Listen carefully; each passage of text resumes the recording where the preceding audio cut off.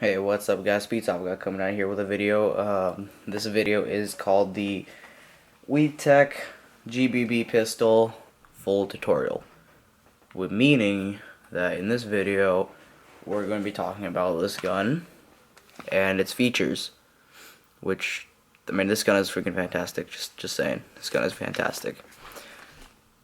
So let's get into this gun.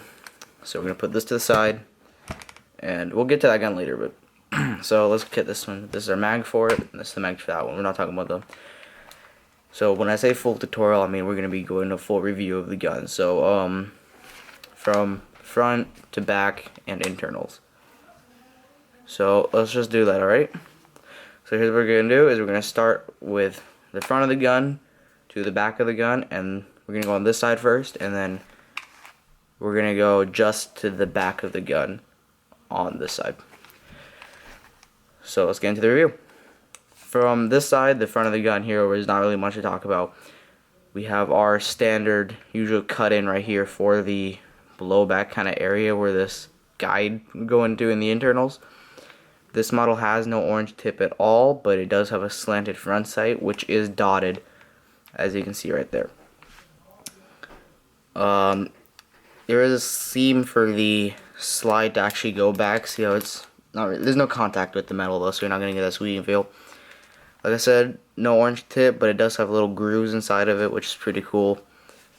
We have it textured all throughout the front though. Kind of see that right here, morally. See the little textured lines. And then as we move down the gun, we have our fake ejection port, which just kind of, you know, proves the blowback action of it. So that's really not much here, but for the middle section of the gun, we have our trigger, we have our trigger guard, which is textured, and we have our ejection port with our serial code on it. And I'm going to see if I can adjust to that one a little bit. My hand isn't too wobbly. Well, this is probably the best we're going to get, but it says MRP 45 ACP. If you don't know, that is the MRP is the model of the gun, or kind of like the model, and then 45 ACP is the actual caliber of a Colt 45 stand. This is like the standard round is a 45 ACP. As we get further into the gun, we have our slide, you know, backing, so we can like grip it better. Got a nice texture, you can easily see that. We have a rear adjustable sight, non-dotted, but windage and elevation adjustments. We have dual safety. We have the rear like extra safety, and then we have the main safety right here, which is only activated when the hammer is back.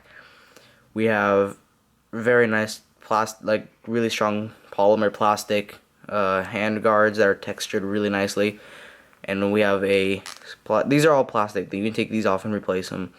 Then we have a textured front grip here, and textured where the finger would go for that one, as well as on the back of the handle. The hammer is not the normal design of a 44 or 45, but it looks really nice with it. And I skipped one thing, is that we have a nice little trigger here textured as well. But that's just, I skipped that by accident. So that's really all the things on this side. And cool thing is about the extra safety in the back right here is that you cannot, let's say I'm going to pull the hammer back so I don't have to actually, like, you know, push it back. But if you're not holding this extra safety right here, you're not going to be able to fire the gun at all, unless you're holding it down. That's the only way. The only downside about that is that sometimes if you are not holding it all the way, let's say you're lightly holding the gun, it will not fire sometimes. Like, see if it'll work this way. So it will sometimes, and will some, like others. This side, like I said, we're going to go just from the midsection and back. So from the midsection, we have our grooves in here to hold the slide back, as I'll demonstrate right now. Push that up. That holds the slide backwards, so if your when the mag gets empty, they'll let you know. We'll just hold it like that. We have our secondary groove right here, which is for dismantling, which we'll get to in a little bit. Again, ambidextrous main safety, and this is just in the middle, so you guess ambidextrous. We have a textured mag release right there, which is really nice. That's like our hand guard pin, or finger guard pin, or trigger guard pin, whatever you want to call it. Trigger, of course, is visible still. There's no blockage. We have, again, textured handrails, And I forgot to mention on the other side that we have the Ops MRP right there, that little logo, which WeTech usually makes different kinds of logos for different models of their guns. From there, that's about it. But when I said these things are removable, we have a two-sided bolt or Allen key bolt on each side of it, which is really nice. So that's the externals of the gun. So yeah. Let's see here. For dismantling, we're gonna get to that one, but first we're gonna get to like working the slide. So when it comes to working the slide, it's not really too difficult. So right now we'll be in the standard empty mag lock position, which I just call it like that's the official name for me. But this is usually what you're gonna see when your mag is emptied and it notifies you of that. Otherwise, if you are dry firing, and because you cannot dry fire this gun, it does not dry fire unless you are holding this lever down. If you're holding this lever down with dry firing, there will be no, it won't lock back, and you will not get hurt by this at all. The most that will happen is your finger will probably push right here, and the slide won't, chamber in or like move. So it'll slow it down too much, but that's not big of a deal. If you are making sure or cleaning out your barrel from this point of view, then you can push that forward and just leave it like that. You don't actually have to have a empty round in it. And then to release it, let's say you have a full mag in it and you just want to look like a cool guy, just go like that. Just pull it and release, and then you're good to go. When it comes to dismantling it, it is a very simple procedure, but I will not be taking out the guide spring or the guide. So I will not be doing that, but I'm going to show you the internals, and then we'll get to a full takedown later. To take this gun apart is fairly simple. You are going to match the shape of the lever with the little cut into the upper receiver. And then from there, I'm going to hold it from here, and there's a little pin right there. If you can see a little indent right there, right above the trigger, and that is for the lever up here. Then once you match it up, you just take that and push it forward, and it will just simply fall out. See if it want to come out on me. There you go. Just loosen it up for these gloves. Once you have removed that, you are going to be left with this open space, which then you can now push forward. As you can notice, I had a little resistance when I pulled it completely off. It's because these rails have not been oiled at all, which is not a good thing. I always recommend to keep your gun fully oiled so it functions the best with the best. From there on, what I usually do is I release the trigger and release the hammer spring. This is your lower receiver of the gun, or lower end of the gun when you take it apart. This is exactly what you're gonna get. This is no aftermarket parts. This is all just stock manufacturing. You have your trigger right here. That's what it does.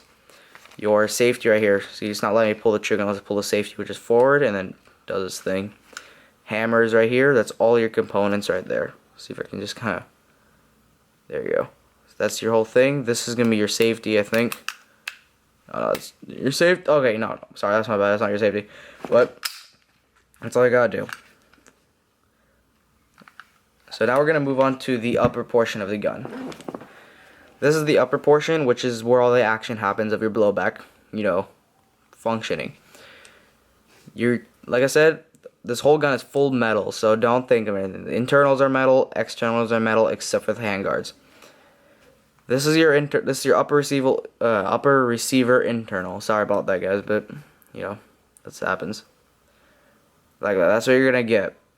It's your whole thing. This is where your blowback is really gonna be happening, is with the spring and the guide spring. So when you push that forward, mine's not traveling with it. There you go. There. See when you pull that forward, which is gonna happen with the blowback. It's gonna go forward, come back, and chamber in the next round. When that happens, it's pretty simple from there on. You can just guess. But otherwise, this is your whole thing. This gun does have an adjustable hop up right there. You can see a little dial, which is hard because I don't have that much light. But you can see your brass barrel right there, which is really nice. Again, this is stock marketed, so nothing good, or nothing too fancy. You have your gas nozzle right here, just right there. My glove is just kind of getting in the way, and then to chamber in right here. This is where your round's gonna be chambered. This is where the gas port is going. Your hammer will hit this, hit that, release the gas, and eject the BB out the front. Fairly simple, but also complicated at the same time. You can also replace this for higher FPS. Right now the gun is shooting at about maybe like 200 FPS at the max, so you're not really getting much with it. And I'm using high-end green gas, so it's pretty cool. Any green gas will do, but propane will always end up lowering your FPS. That's just a tip, but I wouldn't necessarily use that to sneak into arena. It's not a good idea, as you can get in a lot of trouble for that. To put it back on, it's really easy. WeTech did make it really easy. They added guides onto it, as you can see from right there. You see a little T shape that's wide, and you just follow it up with everything else. So from there, just match it up like this, just like that, and then you just slide it forward, just like that. I had to push it because it's not oiled, but you get the point. And then it's all about reversing the steps. So you're gonna hold it like this, match it up with that huge square. Look at this huge opening right there with a small one. You're gonna put your pin in there right here. Make sure it's still matched up, and then you're just gonna push it in. So you hear it click. From there, your gun is fully operational and ready to go again. This is a good way to clean your gun, oil it, and just about everything else you want to upgrade parts on it. Anyway guys, thanks for watching. This has been a full tutorial on the, well, not a full, but mostly full tutorial on the WeTech GBB Colt 45 edition. And we're not going to get into the mag because that's pretty self-explanatory. There's not really much in there, but I will do a video on the takedown of this gun. As usual, like, share, subscribe, comment on the video. I want to hear your feedback on this. Uploading may be a little bit longer now because sometimes it does not want to upload, you know, just my own little struggles. Probably the next video, like I said, will be the full takedown of this and the takedown of the mag. And then there might be a little bit extra. Maybe I'll shoot a little bit. I still have green gas left, so it's pretty cool. Stop by the Evolve store online. I don't know. I won't have a link in it, but you can just probably check it out. Just look up Evolve, and if you ever want to get a cool little whole like, airsoft gang or a paintball, or if you're doing that type of things, these are really cool for you to like mark your team. I don't know. I think that's pretty cool. I got that at Goodwill. I saw. I was like, oh, that's pretty awesome. But anyways, like, share, comment, subscribe. Subscribe to my friends' channels, Talks and Shadow, Unique Rap Projects, and Rip City Gaming. Links will be in an annotation on the screen about right in this area right here. After that, it's pretty cool. Let's get this channel growing. Also, one more thing, if anybody's watching this, if you are not my friend, or if you are, or if you're the person I'm shouting this out to, subscribe to Chris Noel on YouTube. He makes his own rap projects, and he's doing all this cool stuff, so let's get him good stuff. It only took him 2 days to get 102 views. I want you to subscribe to him, like his videos, help him out. And, yeah, that's what I thought. So, all that stuff, Speed Stuff got out. Peace out.